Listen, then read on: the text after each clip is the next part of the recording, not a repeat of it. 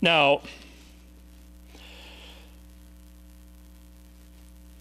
Americans shouldn't find it too hard to understand the phenomenon of anti-Catholicism in the 19th and the 20th century in this country. There was a lot of anti-Catholicism around. Indeed, there is still some around today, on the right and on the left. It's very interesting, this combination, that very often the extreme right and the extreme left agree on sort of one thing: no Pope here. As they write on the Belfast walls, you know, no Pope here is a very sort of anti-Catholic expression. It means, hey, the hell with the Pope, literally, and that's what they mean when they say that. Now,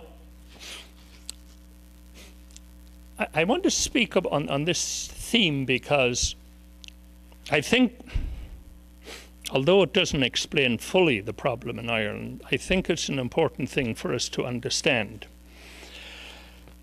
You know, it is well known that in 1960,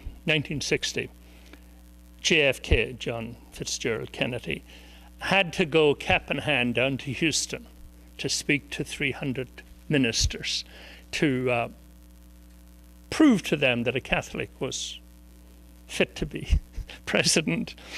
And he spoke to the Greater Houston Ministerial Association. And I know that still rankles, that thought that Kennedy from Boston had to slip away down to Houston and sort of cap in hand to these guys. But you know, and they would have been seen sort of, the Bible Belt, sort of evangelicals, and maybe a little bit in the backwoods, you know, as regards American mainstream Protestantism. But what is less well known is this, that before that meeting in the Mayflower Hotel in Washington, D.C., 150 very mainstream Protestant organizations called together by the Reverend Norman Vincent Peale, he of the power of positive thinking. He called this group together, and the group included the father-in-law of Billy Graham, Dr. Nelson Bell. And he called this meeting out of concern about the prospect of a Catholic being president of these United States. And ironically enough, they called the name of their conference the National Conference of Citizens for Religious Freedom. Okay. And the day before the meeting, the New York Times carried a front-page article on the group, as well as a full-page official statement. And the 2,000-word statement explained actions and policies of the Catholic, explained that actions and policies of the Catholic Church have given Protestants legitimate grounds for concern about having a Catholic in the White House. Now remember, this is not a group of Bible Belt, Bible thumpers, fairly mainstream Protestant groups organized by Vincent Peale. This is some positive thinking here. And at the conference in the Mayflower, Peale warned the Protestant ministers, our American culture is at stake.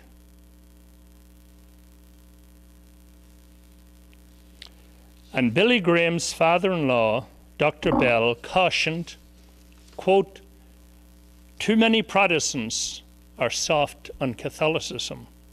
Pseudo-tolerance is not tolerance at all, but simple ignorance. Rome was little better than Moscow. The antagonism of the Roman Church to communism is in part because of similar methods. Put that in your pipe and smoke it. And after the meeting, the group held a press conference, and the Reverend Harold Okenga, Okkenga, not from some church in the Bible Belt, but from Boston's Park Street Church, a very famous, maybe at the time seen to be sort of liberal Protestant church. He spoke for the group and made the following statement.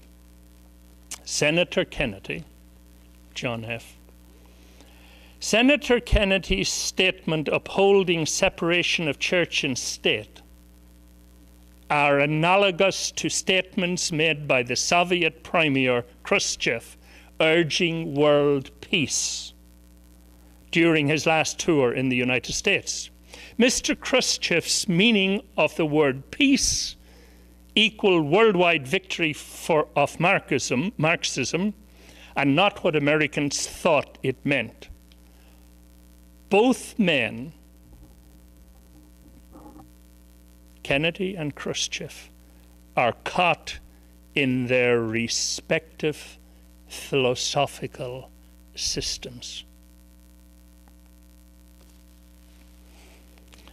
Isn't that amazing stuff to read now?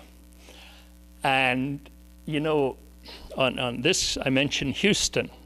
Well, it's interesting that, you know, when President Bush W. was running for office, some writer said, you know, in 1960, JFK Kennedy had to travel to Houston to convince Protestant ministers that he wouldn't follow the Pope. And now, George W. Bush leaves Houston to come up all across America to tell people he will follow the Pope. So it's an extraordinary turnaround. Now, I mentioned Bob Jones University. Do all of you know of it? Greenville, South Carolina. Seriously anti-Catholic. And up until the controversy over Bush's visit there a few years back, they didn't allow black and white students to date, but they have become a little bit more liberal, and they allow that now. But there's one thing they still don't allow. They don't admit Catholic students to the university, still today. Now, as I mentioned, Bob Jones gave the doctorate to Ian Paisley. And Ian Paisley's a very regular visitor there. And that university is his fundraising base in America and has been for like 50 years. Of course, Bob Jones University also gave a doctorate to George Wallace for standing in the gate of the University of Alabama in '63 and vowing segregation today, segregation tomorrow, segregation forever. Just want to give you one quote from Bob Jones. Now, I mean, sort of a ridiculous and a bit sad one really has to even bother speaking about this today. But remember, he's one of the big sponsors of Ian Paisley.